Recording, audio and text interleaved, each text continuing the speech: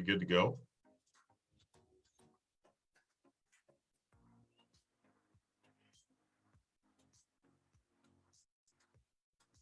Sometimes you just got to let it ride. I know, man. I know. Ladies and gentlemen, welcome to the Evan and Aaron Show presents the Red and the Blue Soccer Chat. This is your boy, Evan. Holla at your boy, Aaron. And we are here tonight. We've got lots. I know it's weird, isn't it? It's like, Boom. That way. I'm pointing toward like my kitchen. Oh. It's weird. So, you know, we can hand each other beers, I guess. The kitchen that's full of beer. Yeah, there you go. Kitchen is full of beer. So, ladies and gentlemen, thank you so much for us tonight. We've got a lot of stuff to cover and not a whole lot of time, really, because we want to keep this short and we want to make sure that we make you happy with what we talk about. So, my friend, how you been this week? You been okay? Doing good. Good things on the horizon for me personally, and looking forward to it. And yeah, been a good week. My mood always changes around springtime. The sun starts to come out, put on the shorts, be able to get out and do a little exercise in nature. Yes, I got the river right across the street from me and all that jazz. So that's always nice. How about you, man? How's your week been? It's been well. It's been really calm, believe it or not. This is the week before finals. So, you know, been kind of taking it easy on the youngins. And yeah, but we'll see next week. We'll see. Very good. Whew. Well, yeah, let's jump right in, man. And we are friends, but come tomorrow, we've got some beef, man. We got some beef. There's a rivalry. You know, what's funny is, folks, when we, switched our sort of format, if you will, at the beginning of the year and chose to go this direction, we had put, I believe it was May 15th was the original date of the match. And I was definitely going to be out of town, folks. I'm going to be out of town. And that was going to be a bummer. I'm like, okay, that's the, the Daytona 500 of this show, the Super Bowl. Like that's, we play all these other teams, and then, a couple times a year we get these opportunities. So we're excited that it's been rescheduled. Unfortunately, I think when we were excited to watch that match, both our clubs are really not where they'd like to be. I would say your club is closer, because I think third place was the likely finish at that point, and still, it's a fine finish comparatively speaking, given what's gone on throughout the season. I think it's a fair reflection of where Chelsea is, and there's nothing, you've made the top four. A lot of the issues that you have can be rectified, I think. But I think even worse, United are really not where they would like to be, languishing in sixth place, really running out of games. So, there's a bittersweet aspect to this match for sure. And, you just can't ignore the strange narratives around both of these clubs this season. So I guess my first question to you is, the performances have been not great. I think the last really quality match was that Madrid match that you unfortunately did not go through on. But I think the quality of play in that match was very, very high. I think they weren't poor against Crystal Palace, but they weren't as dominant in that match as they could have been. I think it ended up 2-0, and that's a good victory. And then turn around, not even sure how to talk about the Arsenal match. And then really needed, I think it was a bit lackluster against West Ham, and needed, great Captain America comes off the bench and gets the goal. But where is Chelsea right now? How do you feel about their form? What's your thoughts on how they're going to perform tomorrow? Yeah. Well, first of all, Aaron, I think Chelsea, when you look at their roster, okay, Chilwell out for the rest of the year. Right. Kovacic probably out for the rest of the year. James, in my opinion, was just shoved back in a little bit too early. And I think that's kind of why he's off a little bit. But you take those guys and injuries to, first of all, we have no real center back anymore, given the fact that Rudiger is like gone, right?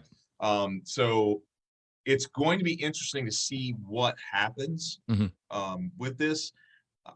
I've got some ideas. I've got a kind of feeling about, who's kind of going to step up. We need Conte to play well. We need him to continue to play well. He's been kind of un-Conte-ish lately. Yeah. There's a few things that have, just haven't looked like him.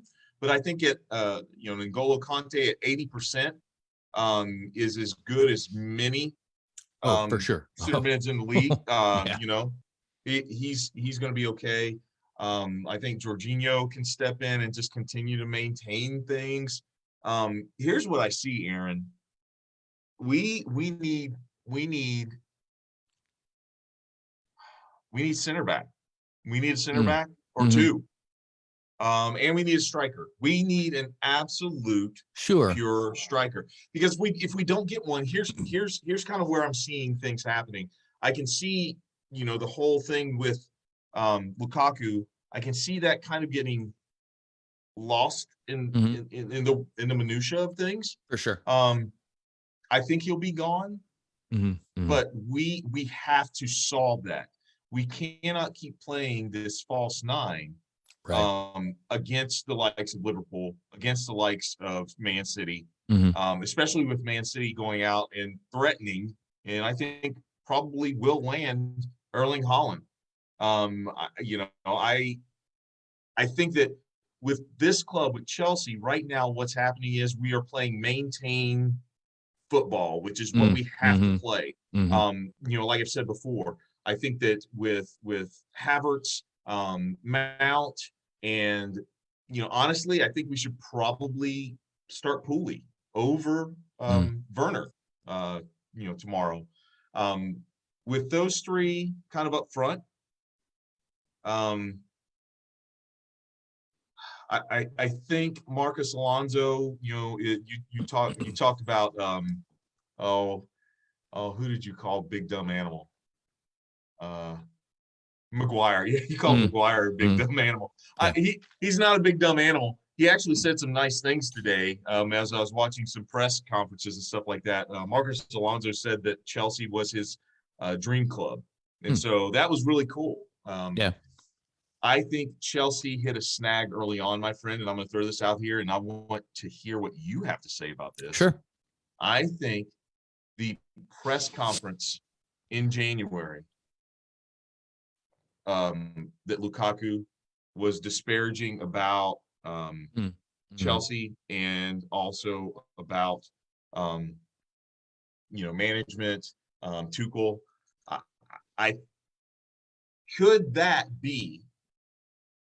Could something like that be enough to not only take a player out of his game, but to also deflate a club just enough to be like, this guy doesn't want to play with us? I mean, I think that's a big problem. And I think that's why the Lukaku question, we've got to figure that out.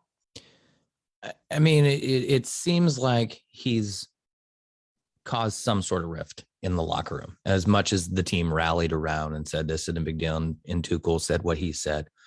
But, you can chalk some of it up to injuries, what have you, but he's not been the player that he was for the last couple of years. And he looks a bit disinterested. And as a United fan right now, I far too readily recognize the look of disinterest on the faces of players. And it's sad because all these guys are top level performers, and for whatever reason, their interest, their desire, their confidence is really shot, and you can see it on Lukaku. I mean, he's trying to score goals, but it's probably in everybody's best interest that he does go. You probably your biggest issue right now, obviously, is until the sale goes through, you can't negotiate it with anything. And that's the thing. And in another month, you won't be able to pay people, which is going to be problematic from the staffing side of things. And see, that's the issue, man, is that we can talk about, what's wrong with Chelsea and this and that. we can talk about all the stuff that we want to talk about. We can, I mean, heck, Levi Colwell is like the heir apparent, it seems like, to step in and to jump in where Rudiger left out. Like to see Colwell there. Koundé, talked about him before. He would be an ideal replacement. He costs a lot of money, but we can talk about all these things because there's people out there, and there's money to. I mean, I'm sorry. There's people to be had and to put into these places, because as good as Rudiger is, he's not irreplaceable. Right. He's Agreed. not. I mean, he's just not. And so we can go out and we can get some good guys, but until somebody steps in and buys the club and says, "Hey, Tuchel, here's how much ever millions of dollars that currency you have," we can speculate all we want, but this is what we've got right now. This is it. And so I think for right now, to answer your question, to take the long way around, I think the club is just, they're in this limbo to where they're like, okay, let's just play ball. Let's just play football and just finish this season. That's where I think we are. And I think that we have the guys to be able to finish out the season. But as you said, and I just want to say this, we've got you guys tomorrow. Everton, we're there. I hope. And at this point in the season, I'm not even sure that you can say that there is a layup type match. I just don't. Everton's fighting for their life. Right. Leeds probably wants to finish strong. So you got Leeds, and then we've got an FA Cup, final, the 14th against, probably, this is my prediction, probably the Premier League champs this year, Liverpool. Interesting. And then we finish out with Watford. I just don't know, man. Watford, maybe it's a layup. I don't know. Yeah. This team's shaky, dude. So I'm going to turn it around, and I'm going to ask kind of the same thing of you, and a little more pointed. Man U, we said it before. In like I said, I am Chelsea through and through. It pains me to see Man U in this condition as far as the club goes, because a good Man U club means a good Premier League, in my opinion. What do you do tomorrow? Where do you see them drawing inspiration from? I'm going to save my prediction for tomorrow's match until after you're done, though. So what do you see tomorrow, man? This is a team treading water. And from all accounts, this is a locker room that they're either not talking to each other or they're actively hating each other. And I don't know, I don't know the factions. I don't know specifically who it is. There's been a lot of speculation.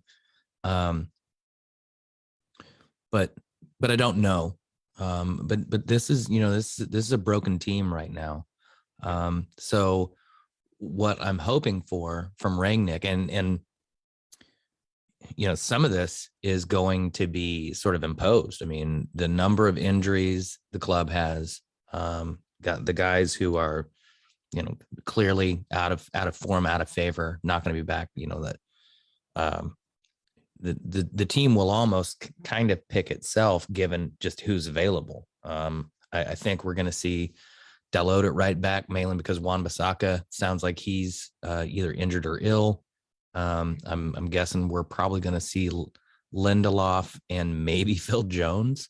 Oh, wow. Okay. Yeah, I don't think Varane is back. Luke Shaw's out for the rest of the year, so it's definitely going to be Alex Telles at left back. Sounds like Fred's out. Matic is most likely out. So I think we might see the debut of James Garner alongside Scott McTominay in midfield. Well, no, you know what? I take that back. I'm way ahead of myself. I wanted to talk about him later. Okay. I have a feeling we're going to see Hannibal probably brought into to the midfield. James Garner's on loan. My bad there, folks. Got ahead of myself because I want to talk about the kid. But it's going to be a bit of a makeshift lineup. I think we'll probably see Jesse Lingard in there.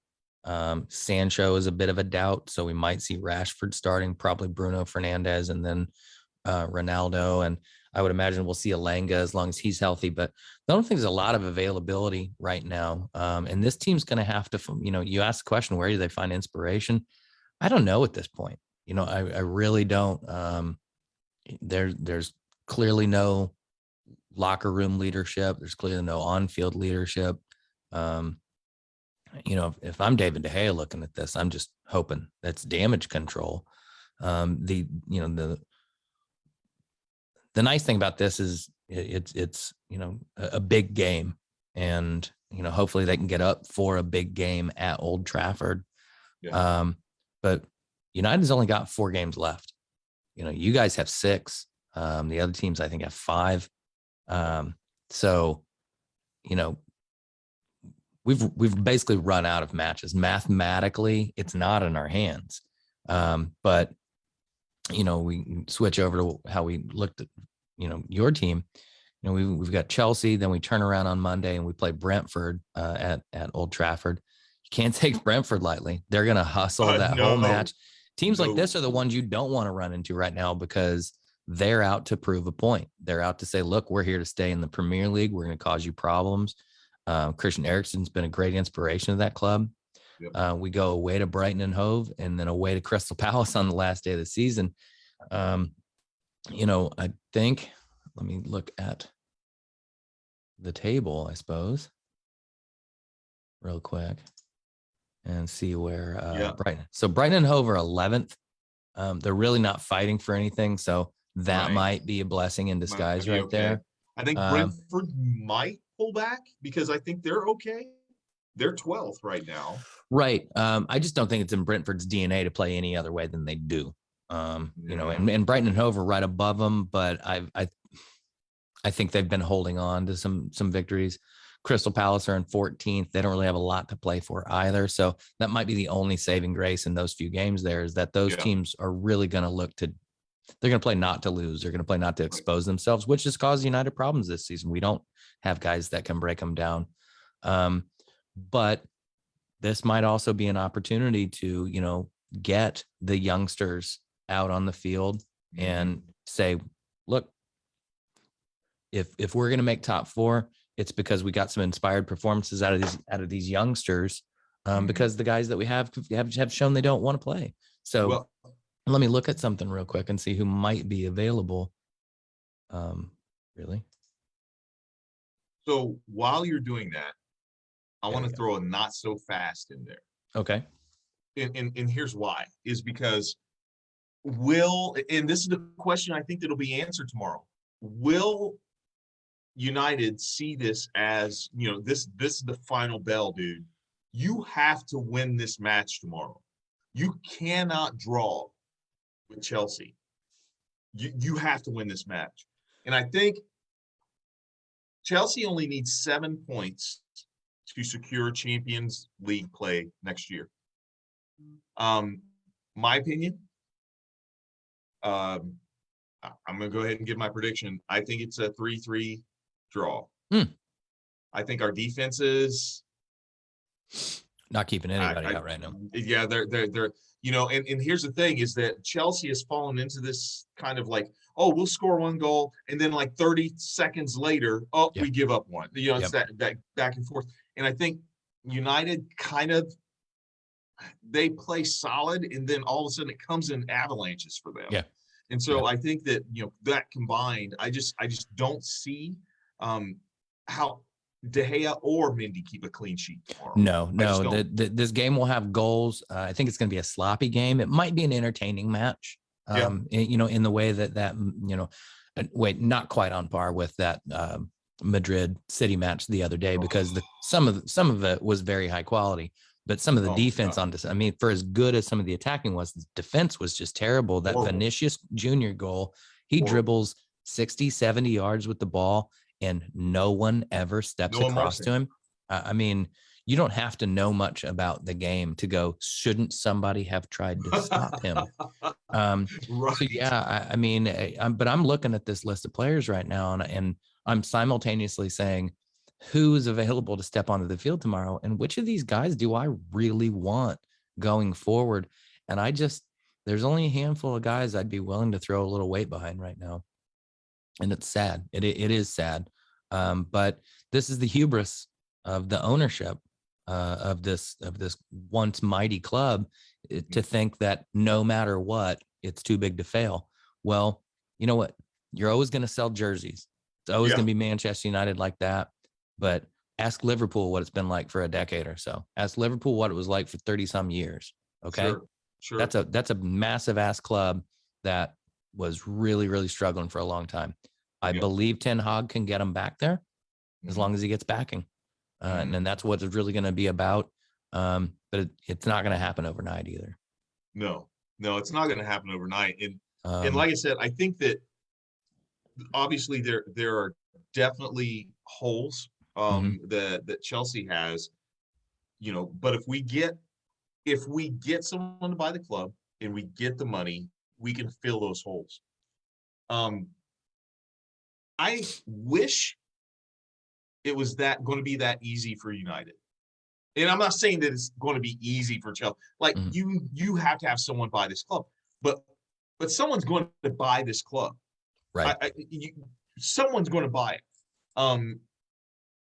I hope that United, and I hope Ten Hag comes in and he's able to assess really quickly, and he's probably already been doing it, but I hope he's able to go in, and say this has to go.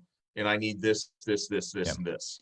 Apparently, he's already set up meetings for after the season to have Zoom calls with every player, even the guys that are out of contract, to just talk to everybody and get their honest opinion of what's been going on, what probably needs to happen moving forward. I mean, look, Juan Mata is going to leave this club, okay?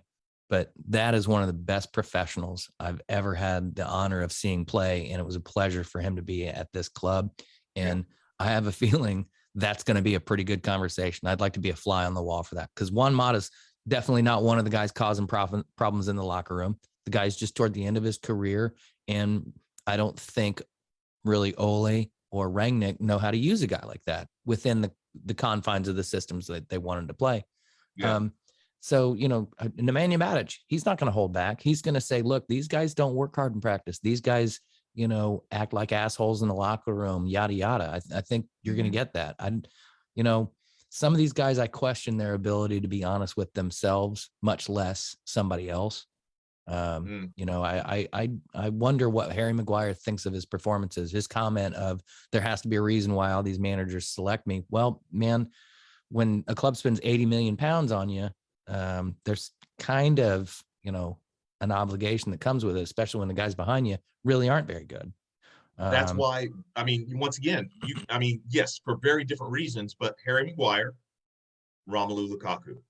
It's like, look, we spend 90 million on you, bro. Yeah. And, it's been a year. This is not working. It's not going to work with Tuchel. It's not going to work. And so I think that, Man U, I think it's time for Maguire to go on somewhere else. It just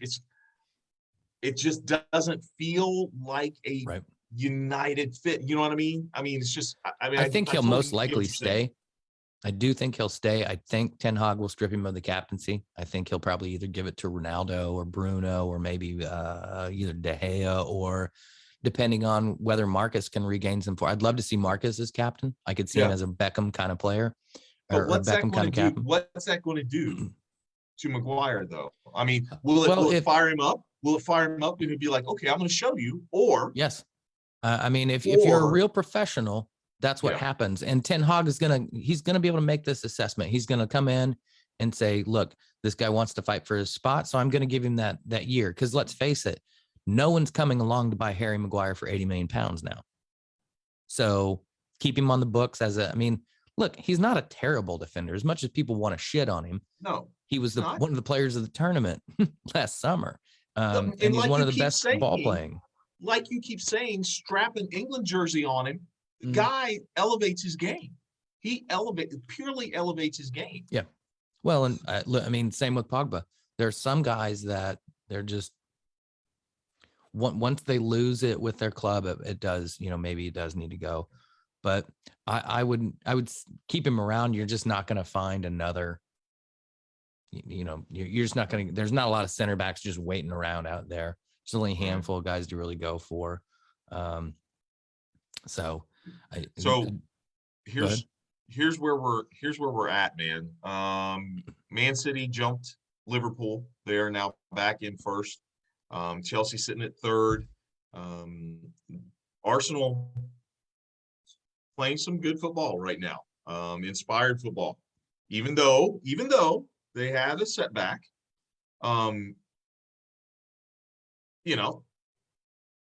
Have a Brighton, Southampton, Crystal Palace little trip up those three, but then you turn around and you do to Chelsea what they did, you do to United what they did. They're back in this thing, and they're solidly in this thing. Tottenham's fifth. They stumbled a little bit, and then you've got Man U and West Ham. Man, it's going to be tough. The funny thing is that tough. That Arsenal match was maybe as well as United have played lately. And there were some questionable calls, hit the post a couple times. Yeah.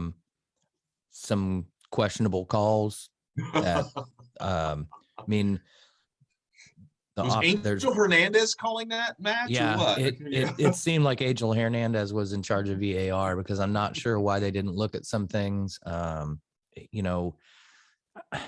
Letter of the law, I'm not so sure about whether or not you can say that the guy who was in front of De Gea was really in his line of sight from where the ball came through. That I don't know. That could have gone either way, but boy, it sure seemed like one of those chalked off Ronaldo goals should have stood. The offside going the other way. I mean, the penalty going the other way. Like, I don't know some of these calls, but I just thought they played better than they had previously. So that's, look, when you're at this point in the season and you've played like this, you don't get the rubber, the green. It just doesn't go your way, and you've got to manufacture a little bit of luck, and they've not figured out how to do that. So it's going to be a tough run in. It's a tough run in for everybody. This is the Premier League. Welcome to the show. Yeah, exactly. Ladies and gentlemen, we have hit halftime.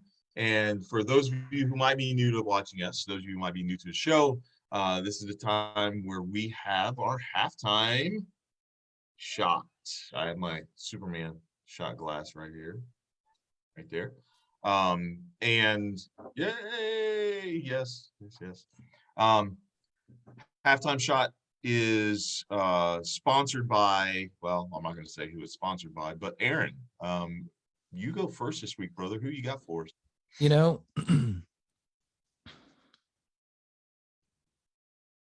Manchester United and Liverpool is a historic rivalry, and to the point where there's kind of a palpable, visceral hatred between a lot of the fans of the club. It's a very short distance. It's a long rivalry. Both clubs kind of show their ass a few times by singing some songs about tragedies at the other club that really has no place in the game, and all that. But I want to say something transcended the game last week when Manchester United showed up at Anfield, and I think the United fans were responsible for the idea of showing appreciation for Cristiano Ronaldo in the 7th minute. For those that don't know, Cristiano Ronaldo and his wife had twins just a few short weeks ago, and I think a day or so before that match, they announced that the little boy had passed. No real details on it, and I'm not sure that it's any of our business. Just know that a newborn child was lost to two parents who didn't have a chance to show it all the love and affection that they planned to. But a big shout out to the Liverpool fans who not only joined in the 7th minute, but they sang "You'll Never Walk Alone," which is so closely associated with Liverpool and Celtic. But truth be told, United fans have sang it before in honor of their Munich disaster. And it was a great gesture. Klopp had a great comment about it. Ronaldo was very appreciative of it. So, you know, on any other day, Liverpool supporters aren't going to get a whole lot from me. But that was a great show of just respect for, you know, he is a great player. So I'm sure that went into it. But the fact is they showed that support, and that's a great gesture. So shout out to the Liverpool fans for that. Yeah, man. Yeah. Dude, I've got nothing else other than, you know, that. What I think what hit me hard about that was I'm a father of twins.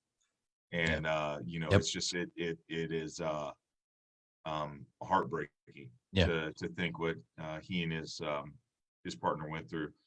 So, you know, shout out to Liverpool fans. Yeah. You know, Ronaldo's we obviously hearts are with you. Here's to, you know, the beautiful game and how it can lift us up when we're down. For sure.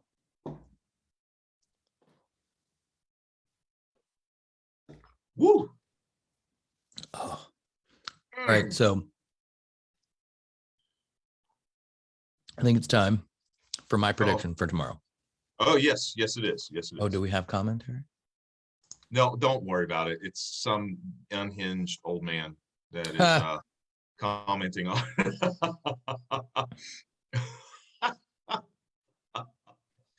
Ladies and gentlemen, my father is active on Facebook right now. And, we're gonna have to, you know what we're gonna need to do is we're gonna need to drive over there. Columbus Crew. Pick him up, and either that is Cincinnati closer than Columbus to you?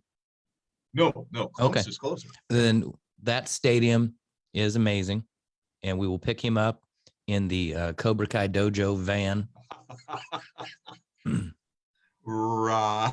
And we will roll up, do a little tailgating, and show the old man a good time. That's right. We can do that. So yeah, man. You ready to give this prediction, brother? I am. And I've got two thoughts on it. Okay.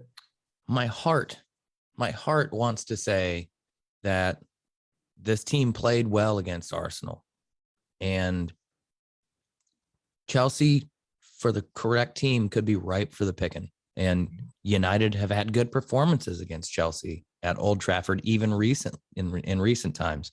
Marcus Rashford has demonstrated a penchant for scoring some really, really nice goals, and it would be a great time for him to get out of his funk. Yeah. My heart says 2-1 United. Okay. My head says 3-1 Chelsea.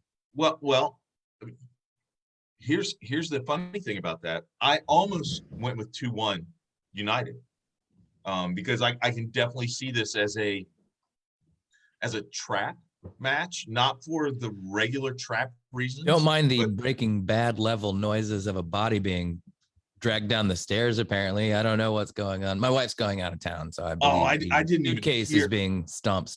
Oh my gosh. Okay. All right. Bill Walker. Casey's soccer game is a chess match. Someone's got to. Mom, please help him take his meds. Wait, help him. Isn't he a Browns fan? Oh. And he has the audacity. Yeah. Okay. But seriously, I was thinking 2-1. I really was, because for the reason that Chelsea, it's possible. I really do believe that we are, like I said, we're playing, you know, stick together type football. It's not duct tape. It's Scotch tape right now that's holding us together. And I really do think that it is possible. It's possible. Yes. For them to do that. And I think 2-1 is the natural score. I definitely think if United can really somehow get off, you know, on a positive note, not necessarily scoring in the first 5 minutes, but getting some opportunities, being on the front foot, pressing, Chelsea can be got at right now. And mainly because they're kind of struggling for an identity, you know, just the movement of the players and everything. interested to see the starting lineups for both teams tomorrow. I think that could be a huge thing as far as individual matchups on the field, right? You know, Yeah. if Jaden or Marcus are on, you know, Dave's side of the field, you know, if they deploy him as a wing back or like they have, that could be problematic. You know, they could take advantage of that. That said, he's got a lot of guile, and he's scored goals recently, ghosting in at that back post. And we are poor defensively. We are really just not good defensively. Both teams have really struggled to finish the opportunities that they create. So this, honestly, game could end nothing. Game could end 4-4, and every possible combo in between. I'm just not confident. I just don't.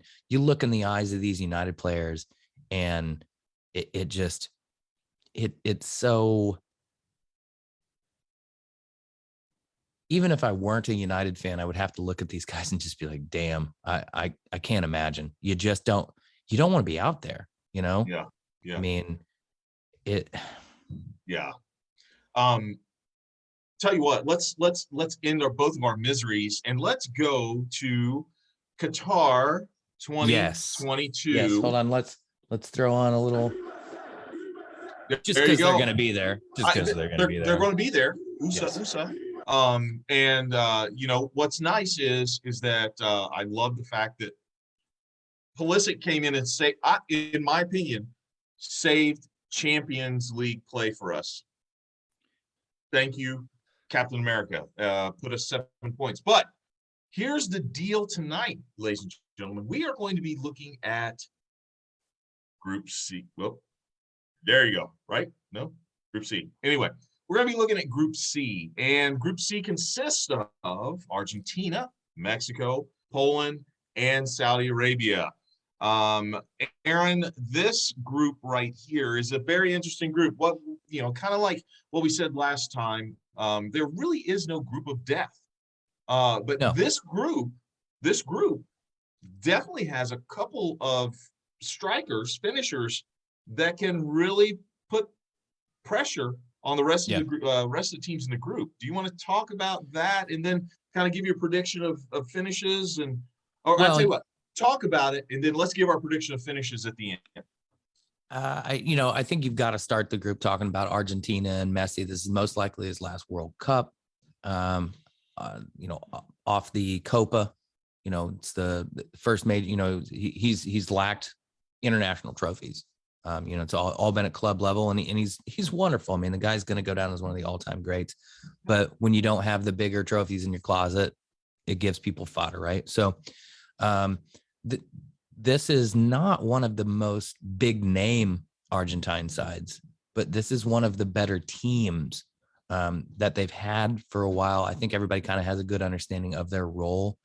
And I think, oddly enough, the biggest question mark right now is the fact that Messi has been nowhere near his best for PSG this season, mainly because the team's not built around him in the same way Barcelona and Argentina were. And that's not a criticism. Don't everybody, well, you know what, actually, please, everybody come at me for a criticism, because it would be fun for a change to have that kind of interaction.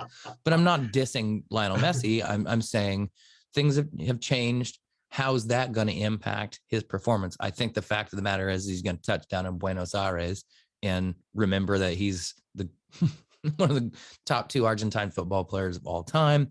And this team knows, much like that Copa, that this is his last go round. So I think they're going to be rallying around him. I think they're obviously the favorites of the group. I'm not so sure they're just going to win it in a walkover. But they're built to go halfway decent in this tournament. And if things catch fire, they could be in with a shout. Funny thing is, Mexico is ranked, I think, about 10 places higher than Poland currently. But I think if these two teams are to play each other, I would have to shade it to Poland a little bit. This is not a vintage Mexico side. Okay. They're as high as they are ranked because they are consistent, but that consistency means they've been eliminated in the round of 16 for the last 7 straight World Cups. And that's not a great one to hang your hat on. Right. So, and you mentioned it earlier, this may come down to strikers, and Poland has arguably over the last few years, the most lethal, or one of the most lethal strikers in the game. And he can do it all: left foot, right foot, volley, take you on, headers, set people up. The question is Poland going to bring enough around him, to help him out? And Saudi Arabia is, no one's going to talk about him as a soccer powerhouse. And they did get abused at the last World Cup, but they don't suck. And they've got a veteran manager that knows how to go into cup competitions. They're probably going to finish fourth, but that doesn't mean they're losing all 3 games and getting shut out 3-0 every game. They're going to cause problems. They're going to make a fist of it. I think it's really going to come down to that Mexico-Poland match. I'm going to say Argentina goes through as number 1. And I think I'm going to be bold and say this: Mexico's going to continue their consistency of getting out of the group. Okay. I don't think they're going to do much more. I think Poland's going to struggle in each match to manufacture goals. If they get the ball to Lewandowski, they'll get them. But every team's got to go into those matches going, limit his service. So yes. Where do you come down, sir? For me, it's Lionel Messi. I'm like, for sure. And this is, like you said, just looking at what a lot of the pundits are saying, looking at the stats from the past couple and things like that. This is a balanced team, man. This is a nicely balanced Argentinian, club. Like you said, I think that they know their places.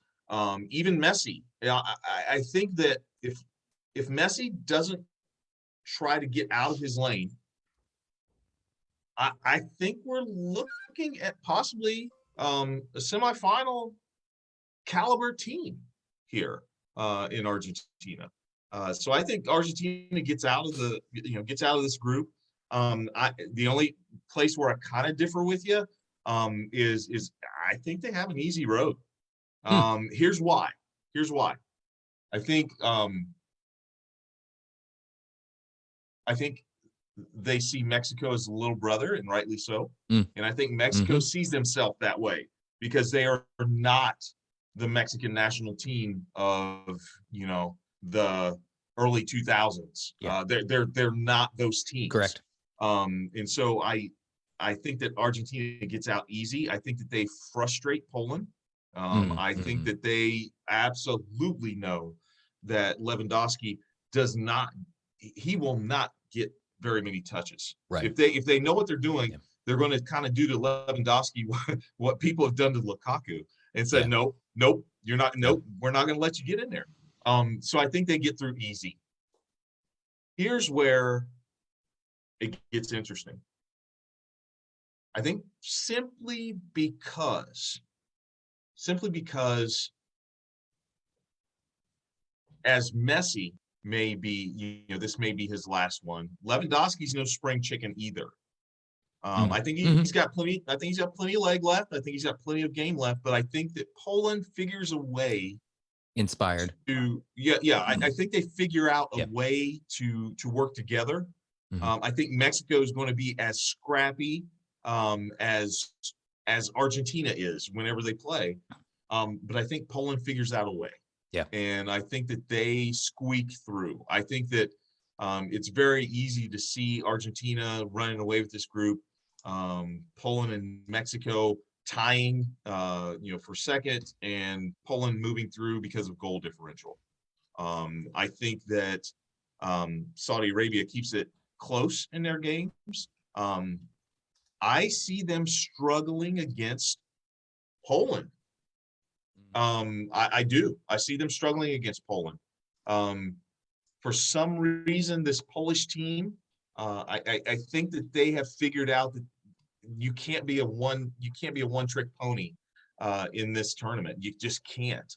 And I think that they're going to take a page kind of from Argentina, and they're going to be like, okay, some other guys are going to have to step up, and we're going to have to take some of this pressure off of Lewandowski.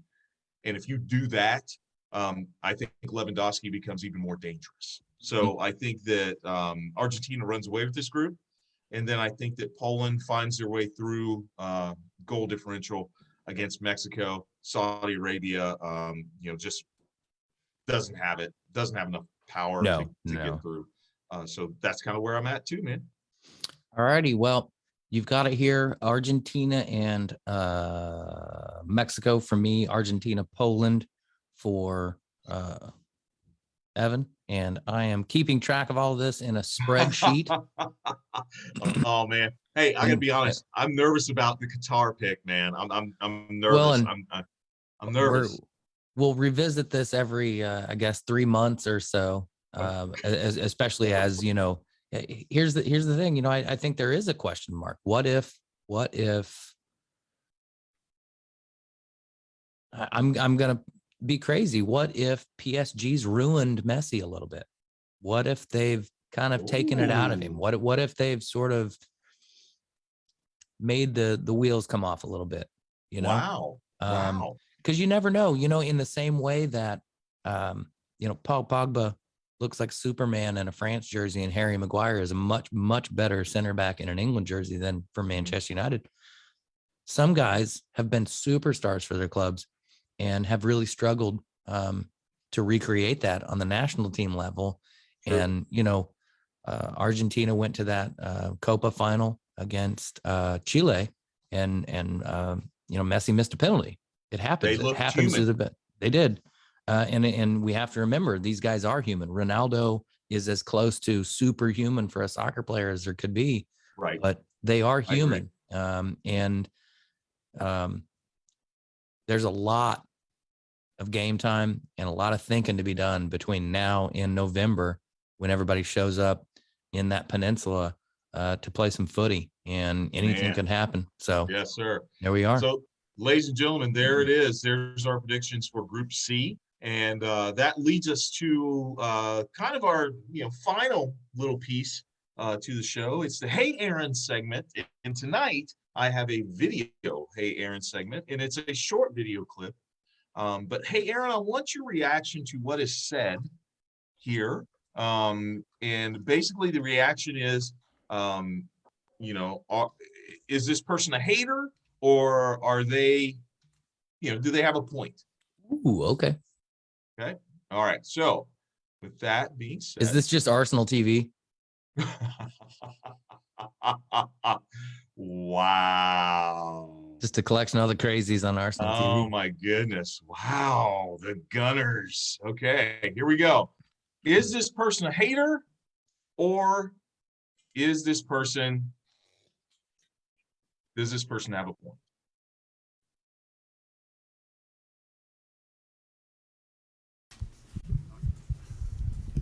Hello, man. Hi, Jose. Hello. One of your former clubs, Manchester United, have just appointed Erik ten Hag. You touched the point. My former club, not my club. Do you have any advice? No, for Erik? I don't have advices. No. Thanks. Thank you. So that was old Jose Mourinho with the no. What was that? I mean, what was that all about, Aaron? That's tabloid journalism. That's the press trying to manufacture shit, and try to catch somebody talking trash. And you'll notice all these different managers have been asked about it, and they all said the same thing. Erik ten Hag is a great manager. He's got, it's Manchester United. It's a great club. It's got a lot of work to do. It's a very standard answer. You're not going to get anybody going in on him. And it was really kind of cheap to ask Jose Mourinho that kind of question. And this is the kind of stuff I really don't like, and I get it. There's a market out there. There's a subset of people who that's what they want, that fucking ragtop journalism kind of bullshit. But I'm not here for it. And I'm glad Jose shut it down the way he did. Okay. I was going to ask you about that. He's like, no. Was there, just a follow-up question, do you think that Jose do you think he meant any animosity toward Ten Hag, or was that all for? No, that was about the question in general. This isn't Okay. my club. I'm not going to talk about another club, and certainly not the club that, I had a contentious, leaving with. That it would be stupid. And I think we're seeing the older, wiser, slightly calmer Jose Mourinho in Italy. Rare. Well, we all grow up, and he had a particular personality that I think he cultivated, and he realizes maybe now there's not as much need for it, and he can True. just be a good manager. Yep. And it's Italy, guy lives in Rome. Come on. How can you not be happy? So, Yeah. Aaron, thank you so much for not lighting the fuse and making things pop. We appreciate that. That's the Hey Aaron Husa segment for tonight. Ladies and gentlemen, thank you so much for joining us. We probably guess what, Aaron? Guess what? I just got notification Yeah. that I'm going to be available for the match tomorrow. Oh, fantastic. Well, So hopefully, folks, we'll be hitting you with some live spots from our favorite watering hole as we take in the Manchester United Chelsea match. We'll see. I think the odds are good. Be on the lookout for it. Yes, absolutely. Ladies and gentlemen, go ahead. Yeah, no, go ahead. What? Well, I was just going to say, folks, we're glad to have you with us. And we should probably do this earlier in the show, but thank you for joining into the Red and Blue Soccer Chat from the Evan and Aaron show. This is about Chelsea FC. This is about Manchester United. This is about the U.S. men's national team. A little bit of Indy 11 when we can get around to it. Anything local. Love all and the U.S. women's national team, because I'm about to touch on that. You can find us on YouTube, Anchor, Spotify, Facebook, Instagram, and hopefully coming to you soon from Riverside and a few more platforms. Trying to get out there and basically bang your ears as much as we possibly can with a dose of tones of the local soccer. There you go. That we local have. lads, global game. That's what we Absolutely. are. Local lads talking to global games. So, ladies and gentlemen, final spot in our show tonight is the final word from my dear friend Aaron. Like Aaron said, he spit out all the hashtags, all the places where you can find us. Spotify, obviously, you can come and check us out there. Please interact with us on Facebook. Send us questions. Let us know what you want us to talk about when it comes to the red and the blue. We're going to start probably, I'm not sure about this season, but maybe next season we're going to start highlighting different clubs, and we're going to be talking about them kind of on our off weeks. So if you would like us to talk about your club, please feel free to hit us up and say, hey, you know what? Red and the Blue doesn't talk enough about Tottenham, so you need to start talking about the Spurs. We will gladly talk about them relentlessly behind your back and in front of your face. So with that being said, my friend, please take us out for tonight. What is your final word? My final word is the future, and the future is looking bright. For those of you who do not absorb the game as much as we do, and we try to get as much out there as possible, our U17 women's national team is currently participating in the CONCACAF tournament, and they have scored. Let me get this straight. Let me make sure I have this accurate. Going into today's game, they had scored 33 goals in their first two matches. And I'm pretty sure. Matches? Yes. And I'm pretty sure that I saw them going up at least 2-0 in the background earlier against Costa Rica. So these young ladies have already demonstrated their strength, their desire, their willingness to be the next generation of these great women players that we put forth. I feel sorry. Honestly, I feel sorry for the rest of the world, because guess what? You thought Alex Morgan was retiring, and here we come hit you with this next one. And then you're like, well, but maybe the next one. And here we are in the U17s, 16-year-old girls just wiping the floor with you. So you know what? Tune in, folks. I believe the next game, yes, the winner of Group G will face Curacao in the round of 16 on Saturday, April 30th at 4 p.m. at Estadio Panamericano. The games have been on Fox Soccer Plus and FS2. I urge you to check them out. Yes. It's the future of our game. It's the young ladies. They deserve our respect and support. And I'm excited for our future because it's great. It's great to see. And they play like they're mature already. So shout out to that team. I'm really excited for the future, and I hope everybody else is excited for their future. Good things are afoot. So everybody, thank you all for tuning in. Smash the like, subscribe, comment on whatever platform you're on. We will get back to you as soon as possible. We love that you tuned in. And beats and rhymes, folks. Hashtag say gay. Evan, Hashtag Black People Vote. love y'all. Take care.